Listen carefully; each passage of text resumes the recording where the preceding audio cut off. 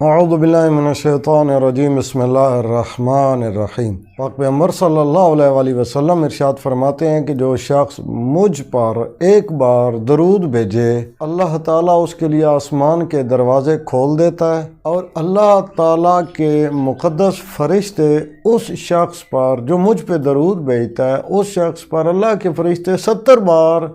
درود بھیجتے ہیں، اور اس شخص کے گناہ ایسے جھڑتے ہیں جیسے پت جھڑ میں درختوں کے پتے درختوں سے جھڑتے ہیں، اور اللہ تعالیٰ ایسے شخص سے فرماتا ہے کہ میں نے تیری دعا قبول کی اور تیری مدد کرنا، تیری اعانت کرنا مجھ اللہ پر لازم ہے، اور اللہ تعالیٰ اپنے فرشتوں سے کہتا ہے کہ تم اس شخص پر 70 بار درود بھیجو، اور پھر اللہ تعالیٰ فرماتا ہے کہ تم 70 بار اس پہ درود بھیجو، میں اس بندے پر 700 بار درود بھیجتا ہوں۔ یعنی درود پاک پڑھنے سے انسان کے گناہ معاف ہوتے ہیں، انسان کے لیے آسمان کے دروازے کھول دیے جاتے ہیں، آسمان کے دروازے کھل جائیں تو بندے کی دعائیں قبول ہوتی ہیں، حاجات پوری ہوتی ہیں، رزق وافر مقدار میں آسمان سے اترتا ہے۔ انسان اگر مشکلات میں ہو تو ان مشکلات سے انسان کو نجات ملتی ہے، جو بھی دعا مانگے گا جب آسمان کے دروازے کھلے ہوئے ہیں تو جو آسمان سے نازل ہوتا ہے اس بندے کو ملے گا،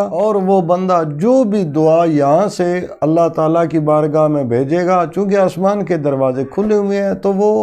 بلند ہوگی۔ اب سوال یہ ہے کہ کم از کم کتنی بار درود بھیجنا چاہیے، تو اس کے لیے پاک پیغمبر صلی اللہ علیہ وآلہ وسلم کی ایک حدیث ہے جو زاد الصالحین کتاب میں درج ہے۔ سرکار ارشاد فرماتے ہیں کہ جو شخص مجھ پر ایک بار درود بھیجے گا اللہ تعالیٰ اس کی ہر حاجت کو پوری فرماتا ہے، اور جو شخص ہر صبح کو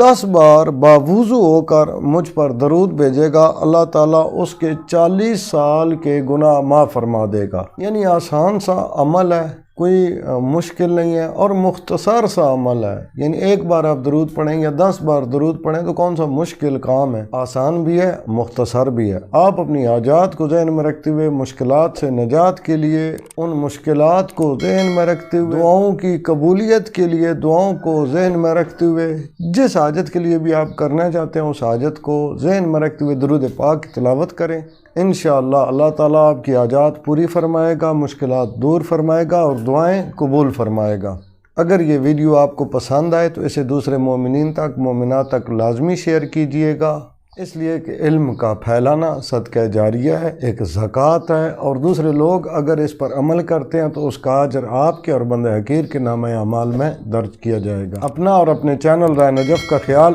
رکھیے گا۔ اللہ تعالیٰ سے دعا ہے کہ امام زمان عجل اللہ فرجہ شریف کے دور پر نور میں تعجیل فرمائے، اور تمام مومنین و مومنات کی حاجات کو پورا فرمائے، مشکلات کو دور فرمائے۔ اللہم صلی علی محمد و آل محمد وعجل فرجہم۔